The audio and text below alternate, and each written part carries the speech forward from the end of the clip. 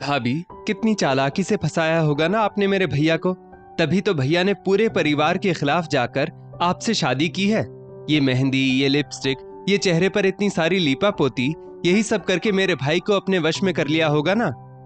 सिमी अपनी नई नवेली भाभी काजल से बोली। काजल इस बात को भी सह गई, क्योंकि वो जानती थी कि ससुराल में लव मैरिज करके आई बहू का रास्ता आसान नहीं होगा। मगर वो तो बस पंकज का हाथ थामे नई डगर पर चल पड़ी थी। काजल के मायके वाले हो या पंकज के घर वाले, कोई भी इस शादी के लिए तैयार नहीं था। मगर फिर भी पंकज ने साहस करके काजल से शादी की और उसे अपने घर ले आया। काजल को देख ससुराल वालों के मुंह फूल गए थे। सास शोभा जी, जेठानी खुशबू और ननद सिमी तो हर बात पर ताने मारती। जेठानी खुशबू, जिसकी अपनी सास शोभा जी से बिल्कुल नहीं बनती थी, वो भी काजल के आने के बाद खुद को महारानी समझने लगी थी और बात बात पर यह जताती कि वो घर की बड़ी बहू है। खुशबू मन में ये सोचकर खुश थी कि इतने साल इस घर में उसने काम किया, अब काजल पर घर के सब कामों का भार है। अब देखते हैं कैसे निभाएगी ये लव मैरिज वाली बहू। दूसरी तरफ काजल पूरे परिवार का दिल जीतने की भरसक कोशिश में लगी थी। सुबह जल्दी उठ जाती, पूजा पाठ करके घर के सारे काम कर लेती, चाय बना देती, सफाई कर लेती, खाना भी बना देती। फिर भी ससुराल में सभी का मुंह चढ़ा ही रहता और ऊपर से तानों की बौछार तो अलग ही थी। शोभा जी काजल को रोज कुछ भला बुरा सुना ही देती और गलती से काजल के मुंह से अगर कुछ निकल गया तो फिर तो शोभा जी इतना गुस्सा हो जाती कि उसका मुआवजा आखिरकार काजल को भुगतना ही पड़ता। आज भी काजल ने सुबह उठकर घर का सारा काम फटाफट कर लिया था और काजल अब बस किचन का प्लेटफॉर्म ही साफ करने वाली थी कि उतने में शोभा जी रसोई में आ गई और एक झलक मार के बोली, रसोई पूरी बिखरी पड़ी है, तुम्हें इतनी भी अक्ल नहीं कि जैसे ही दाल बनाओ तुरंत किचन का प्लेटफॉर्म साफ करो, फिर रोटी बनाओ, फिर तुरंत प्लेटफॉर्म साफ करो। सारा काम पहले कर देती हो और अंत में किचन का ऑटो साफ करती हो। काजल धीरे से बोली, मम्मी जी, सारा काम खत्म होने से मतलब है भले ही किचन का ओटा पहले साफ करो या बाद में। शोभा जी गुस्से में बोली, बहू, जबान को लगाम देना सीखो। हमारे जमाने में बहुएं चुप रहा करती थी, तुम जैसे जबान नहीं चलाती थी। एक तो मेरे बेटे को अपने जाल में फांस लिया, ऊपर से मुझे जवाब दे रही हो। दूसरी तरफ पंकज को कुछ खबर ही नहीं कि उसकी अनुपस्थिति में उसकी पत्नी को घर में कितना कुछ झेलना पड़ रहा है, क्योंकि शुरू शुरू में काजल भी पंकज को कुछ बताती नहीं थी। काजल को लगता था कि उसने लव मैरिज की है तो उसके साथ ये सब होना जायज है। धीरे धीरे वो खुद ही सब ठीक कर लेगी, पंकज को क्यों परेशान करना।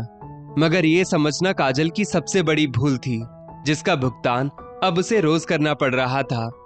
शोभा जी किसी भी हालत में काजल को घर से निकालना चाहती थी और उनके इस प्लान में खुशबू और सिमी भी शामिल थी। एक दिन काजल खाना बनाकर किचन से बाहर निकली तो शोभा जी ने किचन में जाकर दाल में लाल मिर्च ज्यादा डाल दी। फिर जब सभी लोग खाना खाने बैठे तो खाना खाते वक्त शोभा जी गुस्से में चिल्लाकर बोली, इस लड़की को समझाने का कोई फायदा नहीं है। कितनी बार कहा है इस लड़की से खाने में मिर्च कम डाला करो, मगर लव मैरिज करके आई लड़की को सिर्फ प्यार में घर से भागने आता है, घर का काम करना नहीं। ये सब सुन काजल जहर का घूंट भरकर रह गई और वहां से अपने कमरे में जाकर खूब रोने लगी। सिम्मी खुशबू शोभा जी को देख मुस्कुराने लगी।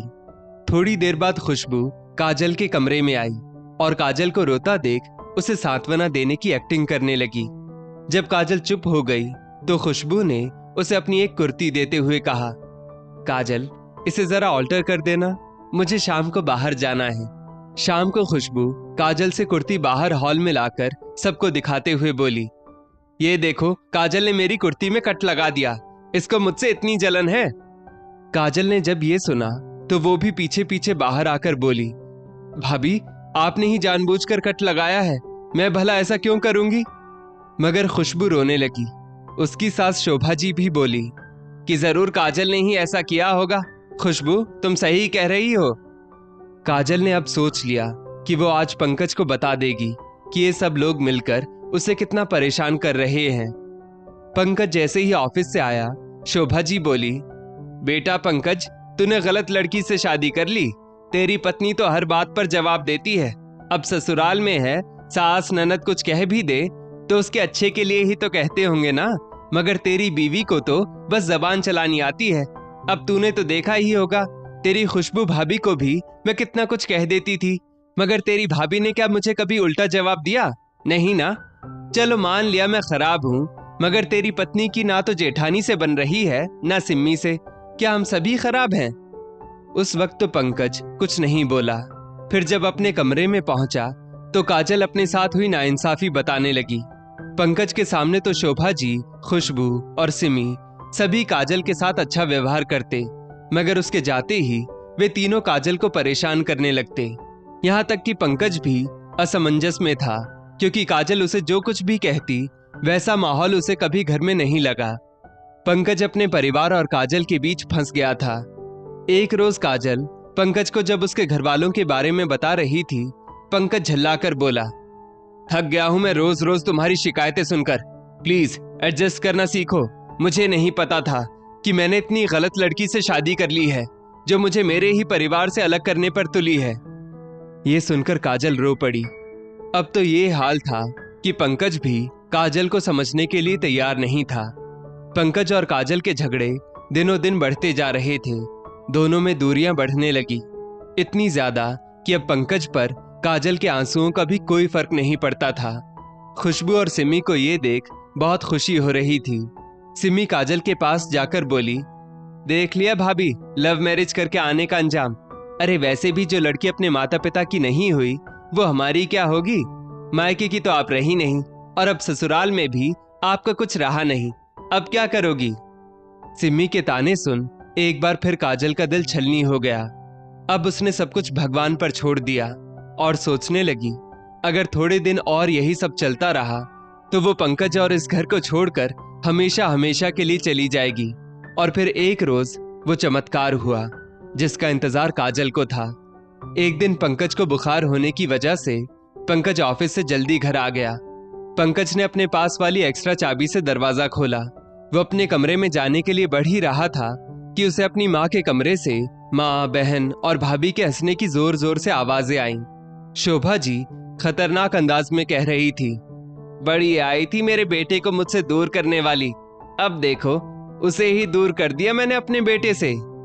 सिमी बोली, मम्मी अब काजल बस थोड़े दिन की मेहमान है हमारे घर में, थोड़े दिनों में पंकज भैया और ये घर दोनों छोड़कर चली जाएगी। खुशबू बोली, हाँ माँ, सिमी सही कह रही है, हमने उसे इतना परेशान किया है कि वो खुद ही ये घर छोड़कर चली जाएगी और पंकज भैया उसे ही दोषी समझेंगे। इसे कहते हैं सांप भी मर जाए और लाठी भी ना टूटे। ये सब सुन पंकज का खून खौल गया। वो वहां से दबे पांव अपने कमरे की तरफ बढ़ गया। वहां जाकर देखा तो काजल गुमसुम सी खिड़की के पास बैठी हुई थी। उसकी आंखें देख लग रहा था जैसे अभी अभी रोई हो। काजल की ये हालत देख पंकज को अपने आप पर बहुत गुस्सा आ रहा था। पंकज काजल के सामने नीचे बैठ गया और अपने किए की माफी मांगने लगा।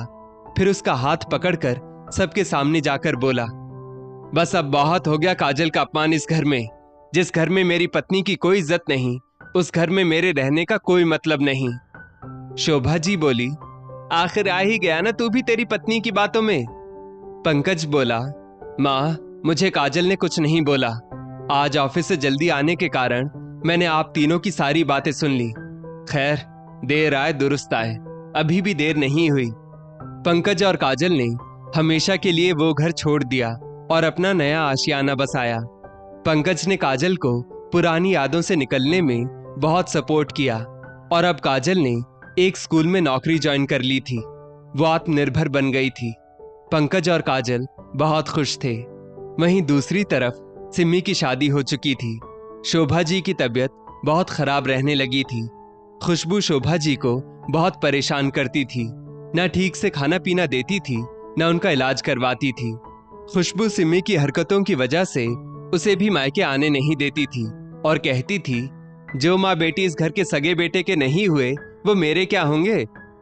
दोनों माँ बेटी बस फोन पर बातें कर लेती थी। शोभा जी ने बहुत बार पंकज और काजल को बुलाने के लिए फोन किया, पर वे दोनों नहीं आए। अब शोभा जी को काजल की अहमियत समझ में आ रही थी। वे सिमी से कहती, छोटी बहू बहुत अच्छी थी सिमी, काश हमने उसे इतना सताया ना होता तो आज वो हमारे साथ होती। अब तो मैं उसे बुलाते बुलाते मर भी जाऊं फिर भी वो नहीं आएगी। हमने उसे इतना जलील किया, उसके माँ पिता को भी नहीं छोड़ा। अब पछतावे के सिवा कुछ नहीं बचा है। दोस्तों, बुरा करने वालों का बुरा वक्त जरूर आता है। इस स्टोरी को लेकर आपकी क्या राय है नीचे कमेंट करके जरूर बताइएगा। और ऐसी ही और भी बेहतरीन वीडियोस के लिए हमारा पेज जरूर फॉलो करें। धन्यवाद।